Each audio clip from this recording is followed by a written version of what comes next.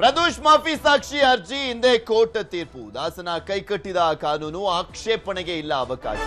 Session court ಆದೇಶ ಕುತೂಹಲಕ್ಕೆಡೆ ಮಾಡಿಕೊಟ್ಟಿದೆ ಏನಾಗುತ್ತೆ ಅಂತ. ಚಿತ್ರದುರ್ಗದ ರೇಣುಕಾಸ್ವಾಮಿ ಕೊಲೆ ಪ್ರಕರಣಕ್ಕೆ ಸಂಬಂಧಪಟ್ಟಂತೆ 59ನೇ ಸಿಸಿಎಚ್ ಕೋರ್ಟ್ನಲ್ಲಿ ವಾದ ಪ್ರತಿವಾದ ನಡೀತಾ ಇದೆ. ಪ್ರದೋಷ್ ಮಾಫಿ ಸಾಕ್ಷಿ ಅರ್ಜಿಯ ಸಂಬಂಧ ವಿಚಾರಣೆಯನ್ನ ಮಾಡಲಾಗ್ತಾ ಇರುವಂತದ್ದು. ಈ ಸಂದರ್ಭದಲ್ಲಿ ವಾದ ಪ್ರತಿವಾದ ನಡೀತಾ ಇದೆ. ಪ್ರದೋಷ್ ಪರವಾಗಿ ವಕೀಲ ದಿವಾಕರ್ ಅವರು ವಾದವನ್ನ ಮಾಡ್ತಾ ಇದ್ದಾರೆ. ದರ್ಶನ್ ಪರವಾಗಿ ಅಶ್ಮತ್ ಪಾಷಾ ವಾದವನ್ನ ಮಾಡ್ತಾ ಇರುವಂತದ್ದು. ಪ್ರದೋಷ್ ಅಪ್ರೂವರ್ ಆಗ್ಲಿಕ್ಕೆ ಬಯಸಿದ್ದಾನೆ, ಅವರ ಹೇಳಿಕೆಯನ್ನ ಕೋರ್ಟ್ ಪಡೆಯಬೇಕು ಅಂತ ಪ್ರದೋಷ್ ಪರವಾಗಿ ವಾದ. ಎಸ್ಪಿಪಿ ವಾದ ಬೇರೆ, ಸರ್ಕಾರದ ಪರವಾಗಿ ವಾದ ಬೇರೆ.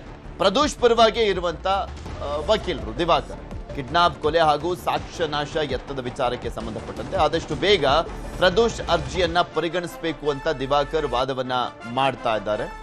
ಪ್ರದೋಷ್ ಪರವಾಗಿ ಕೋರ್ಟ್ನಲ್ಲಿ ಹೇಳಿಕೆಯನ್ನ ದಾಖಲಿಸಬೇಕು. ತಡವಾದ್ರೆ ಪ್ರಭಾವ ಬೀರುವಂತ ಸಾಧ್ಯತೆಗಳಿದ್ದಾವೆ. ಮಾಫಿ ಅರ್ಜಿಗೆ ಇತರೆ ಆರೋಪಿಗಳು ಪ್ರಶ್ನೆಯನ್ನ ಮಾಡುವಂತಿಲ್ಲ ಅನ್ನುವಂಥದ್ರ ಬಗ್ಗೆ ವಾದವನ್ನು ಮಾಡಲಾಗ್ತದೆ. ಇದನ್ನ ಮೊನ್ನೆನೂ ಕೂಡ ಪ್ರಸನ್ನಕುಮಾರ್ ಅವರು ವಾದವನ್ನು ಮಾಡಿದರು. ದರ್ಶನ್ ಪರವಾಗಿ ವಕೀಲ ಅಶ್ಮತ್ ಪಾಷಾ ವಾದವನ್ನು ಮಾಡ್ತಾ ಇದ್ದಾರೆ. ಪ್ರದೋಷ್ ಹೇಳಿಕೆಗೂ ಮುನ್ನ ಬ್ರೀತಿಂಗ್ ಟೈಮ್ ಕೊಡಿ, ಉಸಿರಾಡೋದಕ್ಕೆ ಟೈಮ್ ಕೊಡಿ. ಪ್ರದೋಷ್ ಹೇಳಿಕೆಗೂ ಮುಂಚೆ ಕೋರ್ಟ್ಗೆ ವಕೀಲ ಅಶ್ಮತ್ ಪಾಷಾ ಮನವಿಯನ್ನ ಮಾಡಿಕೊಂಡಿರುವಂಥದ್ದು. ದರ್ಶನ್ ಪರವಾಗಿರುವಂತ ವಕೀಲರು ಅಶ್ಮತ್ ಪಾಷಾ ಒಂದು ವಾರ ಮುಂದೂಡಲಿಕ್ಕೆ ದರ್ಶನ್ ಪರ ವಕೀಲರು ಮನವಿಯನ್ನ ಮಾಡಿಕೊಳ್ತಾ ಇದ್ದಾರೆ. ಯಾವುದೇ ಆದೇಶಕ್ಕೆ ಮೇಲ್ಮನವಿಯನ್ನ ಸಲ್ಲಿಸಬಹುದಾಗಿದೆ. ಒಂದು ವಾರ ಅವಕಾಶವನ್ನು ಮಾಡಿಕೊಡಿ. ದಿವಾಕರ್ ವಾದಕ್ಕೆ ಎಎಸ್ಪಿಪಿ ಸಚಿನ್ ಸಹಮತವನ್ನು ವ್ಯಕ್ತಪಡಿಸಿದ್ದಾರೆ. ಅಡಿಷನಲ್ ಸ್ಪೆಷಲ್ ಪಬ್ಲಿಕ್ ಪ್ರಾಸಿಕ್ಯೂಟರ್ ಎಎಸ್ಪಿಪಿ ಅಂತ ಸ್ಪೆಷಲ್ ಪಬ್ಲಿಕ್ ಪ್ರಾಸಿಕ್ಯೂಟರ್ ಪ್ರಸನ್ನಕುಮಾರ್ ಅವರಿದ್ರು, ಆದ್ರೆ ಇವತ್ತಿಲ್ಲ. ಇವತ್ತು ವಾದ ಮಾಡಕ್ ಬಂದಿಲ್ಲ. ಅವರು ಎಎಸ್ಪಿಪಿ ಇದ್ದಾರೆ ಸಚಿನ್ ಅಂತ. ಅವರು ದಿವಾಕರ್ ವಾದಕ್ಕೆ ಸಹಮತವನ್ನ ವ್ಯಕ್ತಪಡಿಸ್ತಾ ಇದ್ದಾರೆ. ಬಿಕಾಸ್ ಅವರ ವಾದನೂ ಕೂಡ ಅದೇ ಆಗಿರೋದು. ಸಚಿನ್ ಅವರ ವಾದನೂ ಕೂಡ, ಸರ್ಕಾರದ ಪರವಾಗಿರುವಂತಹ ವಕೀಲರ ವಾದನೂ ಕೂಡ ಅದೇ ಇದೆ. ದಿವಾಕರ್ ಅವರು ಕೂಡ ಅದನ್ನೇ ಮಂಡಿಸ್ತಾ ಇರುವಂತಹ ಹಿನ್ನೆಲೆಯಲ್ಲಿ ಸಹಮತ ಇದೆ. ತಡವಾದ್ರೆ ಪ್ರಭಾವ ಬೀರುವಂತ ಸಾಧ್ಯತೆಗಳಿದ್ದಾವೆ ಅಂತ ಹೇಳ್ತಾ ಇದ್ದಾರೆ.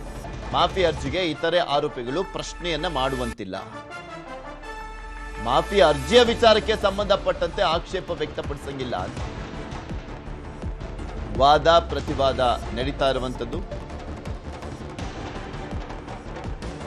ಯಾವುದೇ ಆದೇಶವನ್ನ ಮೇಲ್ಮನವಿ ಸಲ್ಲಿಸಬಹುದು, ಹಾಗಂತ ಕೋರ್ಟ್ ಹೇಳಿಕೆ ದಾಖಲಿಸುವುದನ್ನ ಮುಂದೂಡುವಂತೆ ಕೇಳಲಾಗದು. ಹೀಗಾಗಿ ಪ್ರದೋಷ್ ಪರ ವಕೀಲರ ವಾದಕ್ಕೆ ಸಹಮತವನ್ನ ವ್ಯಕ್ತಪಡಿಸಿರುವಂತದ್ದು ಎಎಸ್ಪಿಪಿ ಸಚಿನ್.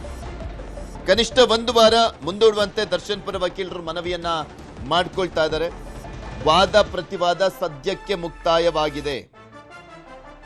ವಾದ ಪ್ರತಿವಾದ ಸದ್ಯಕ್ಕೆ ಮುಕ್ತಾಯ ಆಗಿರುವಂಥದ್ದು. ಇವತ್ತು ಮಧ್ಯಾಹ್ನಕ್ಕೆ ಏನಾದರೂ ತೀರ್ಪು ಮುಂದೂಡಿಕೆ ಆಗುತ್ತಾ, ಅಥವಾ ಈಗಲೇ ಈ ವಿಚಾರಕ್ಕೆ ಸಂಬಂಧಪಟ್ಟಂತೆ ಆದೇಶವನ್ನು ಮಾಡ್ತಾರ, ಮಾಫಿ ಸಾಕ್ಷಿಯನ್ನ ಪರಿಗಣಿಸಬೇಕೋ ತಿರಸ್ಕರಿಸಬೇಕು ಅನ್ನುವಂಥದ್ರ ಬಗ್ಗೆ ನಡೆದಿರುವಂತ ವಾದ ಪ್ರತಿವಾದ ಇದು ಇನ್ನು ಮಾಫಿ ಸಾಕ್ಷಿಯನ್ನ ಪರಿಗಣಿಸಬೇಕಾ ಬೇಡವಾ ಅಂತ. ಅದಾದ್ಮೇಲೆ ಆತನ ಹೇಳಿಕೆ ದಾಖಲಾಗುತ್ತೆ. ಪ್ರದೋಷನ ಹೇಳಿಕೆ ಆಮೇಲೆ ದಾಖಲಾಗುತ್ತೆ. ಅವನ 11 ಪುಟಗಳ ಅರ್ಜಿಯಲ್ಲಿ ಸಾಕಷ್ಟು ವಿಚಾರಗಳನ್ನ ಮೆನ್ಷನ್ ಮಾಡಿದ್ದಾನೆ, ಏನೇನಾಗಿದೆ ಅಂತ.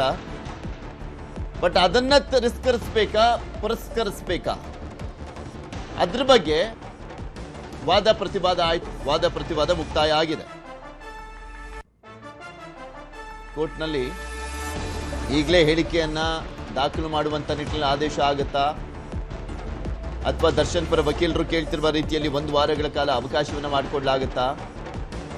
ಎಎಸ್ಪಿಪಿ ಕೂಡ ಈಗ ಆಲ್ರೆಡಿ ಪ್ರದೋಷ್ ಪರ ವಕೀಲ ದಿವಾಕರ್ ಮಂಡಿಸಿದಂತ ವಾದಕ್ಕೆ ಸಹಮತ ವ್ಯಕ್ತಪಡಿಸಿದ್ದಾರೆ. ಪ್ರದೋಷ್ ಹೇಳಿಕೆ ದಾಖಲಿಗೆ ಕಾಲಾವಕಾಶವನ್ನ ನೀಡಿರುವಂತದ್ದು ಕೋರ್ಟ್. ಆಗಸ್ಟ್ 18ರವರೆಗೂ ಕೂಡ ಇಲ್ಲ ಹೇಳಿಕೆ ದಾಖಲಿಗೆ ಅವಕಾಶ. ಆಗಸ್ಟ್ 18ರವರೆಗೂ ಈಗ ರಿಲೀಫ್ ಅನ್ನ ಕೊಡಲಾಗಿದೆ. 1 ವಾರ ಮುಂದೂಡ್ಲಿಕ್ಕೆ ದರ್ಶನ್ ಪರ ವಕೀಲರು ಮನವಿಯನ್ನ ಮಾಡಿಕೊಂಡಿದ್ರು. 1 ವಾರ ಮುಂದೂಡ್ಲಿಕ್ಕೆ ಅದೇ ರೀತಿಯಾಗಿ ಆದಂತ ಆಗ್ತಾ ಇದೆ. ಈಗ 1 ವಾರ ಮುಂದೂಡ್ಲಿಕ್ಕೆ ಅವಕಾಶ ಕೊಡಬೇಕು ಅಂತ ಅಶ್ಮತ್ ಪಾಷಾ ದರ್ಶನ್ ಪರ ವಕೀಲರು ಮನವಿಯನ್ನ ಮಾಡಿಕೊಂಡಿದ್ರು. ಅದಕ್ಕೆ ಅದರ ಪರವಾಗಿ ತೀರ್ಪು ಬಂದಂತೆ ಕಾಣಿಸ್ತಾ ಇದೆ, ಆದೇಶ ಬಂದಂತೆ ಕಾಣಿಸ್ತಾ ಇದೆ. ಪ್ರದೋಷ್ ಹೇಳಿಕೆ ದಾಖಲಿಗೆ ಕಾಲಾವಕಾಶವನ್ನ ನೀಡಿರುವಂತದ್ದು ಕೋರ್ಟ್. ಆಗಸ್ಟ್ 18ರವರೆಗೂ ಹೇಳಿಕೆ ದಾಖಲು ಮಾಡಲಿಕ್ಕೆ ಅವಕಾಶ ಇಲ್ಲ. ಆಗಸ್ಟ್ 18 ಅಂದ್ರೆ ಕರೆಕ್ಟ್ ಆಗಿ ಒಂದು ವಾರದ ಬಳಿಕ ಪ್ರದೋಷ್ ಹೇಳಿಕೆ ದಾಖಲಿಗೆ ಕಾಲಾವಕಾಶವನ್ನ ಕೊಟ್ಟಿರುವಂತದ್ದು. ಅಂದ್ರೆ ಇಲ್ಲಿ ಪ್ರದೋಷ್ ಮಾಫಿ ಸಾಕ್ಷಿ ಅರ್ಜಿ ಇದೆಯಲ್ಲ, ಅದು ಪುರಸ್ಕಾರ ಆದಂತೆ ಆಗಿದೆಯಾ ಅನ್ನುವಂಥದ್ದು ಕೂಡ ಅಷ್ಟೇ ಕುತೂಹಲ ಇದೆ. ಪ್ರದೋಷ್ ಹೇಳಿಕೆ ದಾಖಲಿಗೆ ಕಾಲಾವಕಾಶವನ್ನ ಕೊಟ್ಟಿರುವಂತದ್ದು ಕೋರ್ಟ್. ಇಲ್ಲಿ ಆಗಸ್ಟ್ 18ರವರೆಗೂ ಕೂಡ ಹೇಳಿಕೆ ದಾಖಲಿಗೆ ಅವಕಾಶ ಇಲ್ಲ. ವಾದ ಪ್ರತಿವಾದ ಅಂತ್ಯ ಆಗೋಗಿದೆ. ಅದಕ್ಕೆ ಸಂಬಂಧಪಟ್ಟಂತೆ ಆದೇಶ ಕೂಡ ಆಗಿದೆ. ಆಗಸ್ಟ್ 18ರವರೆಗೂ ಹೇಳಿಕೆ ದಾಖಲಿಗೆ ಅವಕಾಶ ಇಲ್ಲ. ಅಂದ್ರೆ ಎಕ್ಸಾಕ್ಟ್ಲಿ ಒಂದು ವಾರ.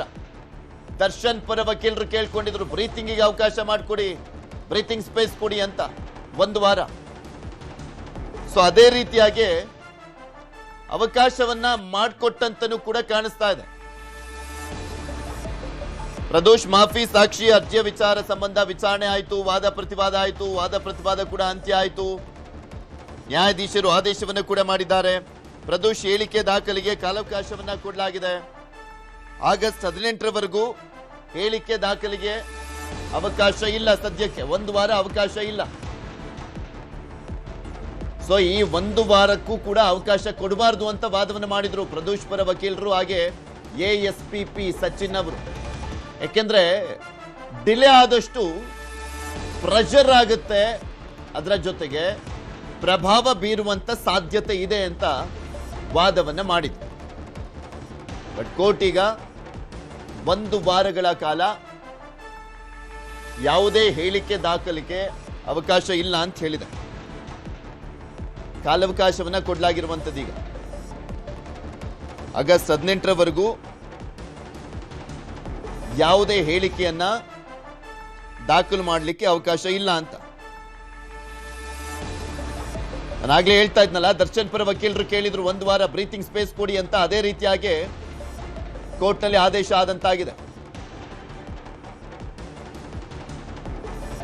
ದರ್ಶನ್ ಪರ ವಕೀಲರ ಮನವಿಗೆ ಓಕೆ ಅಂದಿರುವಂಥದ್ದು. ಪ್ರದೋಷ್ ಹೇಳಿಕೆ ದಾಖಲಿಸಲಿಕ್ಕೆ ಕಾಲಾವಕಾಶವನ್ನ ಕೊಡಲಾಗಿದೆ. ಸ್ವಲ್ಪ ಇಲ್ಲಿ ಮಿಸ್ಟೇಕ್ ಇದೆ. ಆಗಸ್ಟ್ 18ರವರೆಗೂ ಕಾಲಾವಕಾಶ ನೀಡಿರುವಂಥದ್ದು ಕೋರ್ಟ್ ಅಲ್ಲ, ಆಗಸ್ಟ್ 18ರ ನಂತರ ಹೇಳಿಕೆ ದಾಖಲಿಗೆ ಅವಕಾಶ ಇದೆ ಅಂತ.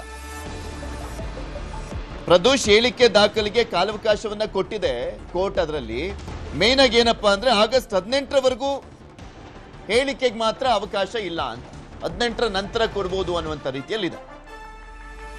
ದರ್ಶನ್ ಪರ ವಕೀಲರ ಮನವಿಗೆ ಸ್ಪಂದನೆ ಕೂಡ ಸಿಕ್ಕಿದೆ.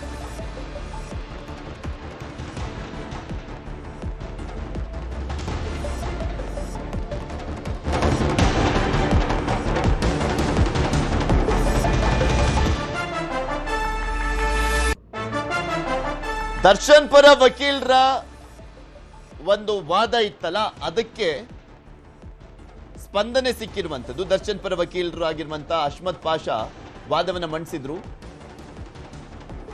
ಒಂದು ವಾರ ಸಮಯಾವಕಾಶ ಕೊಡಿ, ಬ್ರೀತಿಂಗ್ ಸ್ಪೇಸ್ ಕೊಡಿ ಅಂತ. ಸೊ ಅದಕ್ಕೆ ಓಕೆ ಅಂದಿದೆ ಕೋರ್ಟ್. ಹೀಗಾಗಿ ಆಗಸ್ಟ್ 18ರವರೆಗೂ ಹೇಳಿಕೆ ದಾಖಲಾಗಲ್ಲ.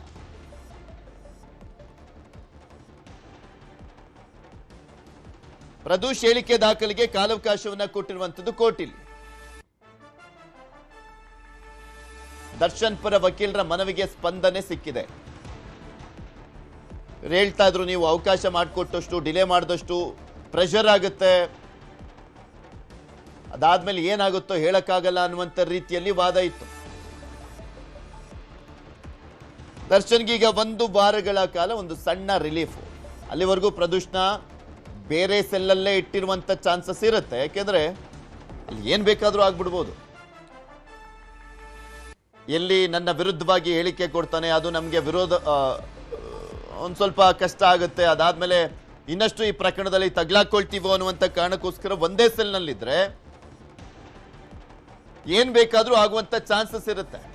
ಸೊ ಹೀಗಾಗಿ ಸಪರೇಟ್ ಸೆಲ್ಲಿಗೆ ಮನವಿಯನ್ನು ಕೂಡ ಮಾಡಿಕೊಳ್ಳಲಾಗಿತ್ತು. ಈ ಹಿಂದೆನೂ ಕೂಡ ಮಾಫಿ ಸಾಕ್ಷಿಗೆ ಅರ್ಜಿಯನ್ನು ಹಾಕ್ತಂತ ಸಂದರ್ಭದಲ್ಲೇ ಸಪರೇಟ್ ಸೆಲ್ನಲ್ಲಿ ಇರಿಸಲಾಗ್ತಾ ಇತ್ತು. ಒಂದು ವಾರ ಪ್ರದೋಷ್ ಹೇಳಿಕೆಯನ್ನ ದಾಖಲಿಸುವಂತಿಲ್ಲ. ಕರೆಕ್ಟ್ ಆಗಿದೆ. ಒಂದು ವಾರ ರಿಲೀಫ್ ಸಿಕ್ಕಂತಾಗಿರುವಂಥದ್ದು. ಒಂದು ವಾರದ ಕಾಲಾವಕಾಶವನ್ನ ಕೋರಿದ್ರು ದರ್ಶನ್ ಪರ ವಕೀಲರು.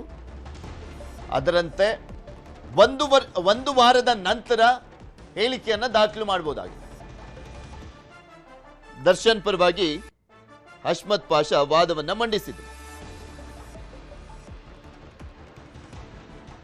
ಪರಪ್ಪನ ಅಗ್ರಹಾರದಲ್ಲಿ ಪ್ರದೋಷ್ಗೆ ಸೂಕ್ತ ಭದ್ರತೆಗೆ ಸೂಚನೆಯನ್ನ ಕೊಡಲಾಗಿದೆ. ಸಿಸಿಎಚ್ 59ನೇ ಕೋರ್ಟ್ನಿಂದ ಈ ಆದೇಶ. ಜೈಲಧಿಕಾರಿಗಳಿಗೆ ಸೂಚನೆಯನ್ನ ಕೊಟ್ಟಿರುವಂತದ್ದು ಕೋರ್ಟ್. ನಾನು ಹೇಳ್ತಾ ಇದ್ನಲ್ಲ, ಅಲ್ಲಿ ಏನ್ ಬೇಕಾದ್ರೂ ಆಗ್ಬೋದು ಒಂದೇ ಸೆಲ್ನಲ್ಲಿದ್ರೆ. ಯಾರು ಯಾವ ರೀತಿಯಾಗ ಬೇಕಾದ್ರೂ ಹೊಡೆದಾಡ್ಕೊಳ್ಬಹುದು, ಏನ್ ಬೇಕಾದ್ರೂ ಆಗ್ಬಿಡುತ್ತೆ ಒಂದೇ ಸೆಲ್ನಲ್ಲಿದ್ರೆ. ಸೊ ಹೀಗಾಗಿ ಬೇರೆ ಸೆಲ್ಗೆ ಹಾಕಲಾಗುತ್ತೆ. ಪ್ರದೋಷ್ನ ಬೇರೆ ಸೆಲ್ಗೆ ಹಾಕಲಾಗುತ್ತೆ. ಈತ ಮಾಫಿ ಸಾಕ್ಷಿಯನ್ನ ಕೊಡುವವರೆಗೂ, ಮಾಫಿ ಸಾಕ್ಷಿಗೆ ಅರ್ಜಿಯನ್ನ ಸಲ್ಲಿಸುವವರೆಗೂ ದರ್ಶನ್ ಜೊತೆ ಅದೇ ಸೆಲ್ನಲ್ಲೇ ಇದ್ರು, ಅದೇ ಬ್ಯಾರಕ್ನಲ್ಲೇ ಇದ್ದಿದ್ರು. ಮಾಫಿ ಸಾಕ್ಷಿಗೆ ಅರ್ಜಿಯನ್ನ ಹಾಕಿದಾಗ ಬೇರೆ ಸೆಲ್ಗೆ ಸ್ಥಳಾಂತರ ಮಾಡಲಾಗಿತ್ತು. ಈಗ ಸೂಕ್ತ ಭದ್ರತೆಯನ್ನ ಕೂಡ ಕೊಡುವಂತೆ ಕೋರ್ಟ್ ಆದೇಶವನ್ನ ಮಾಡಿದೆ.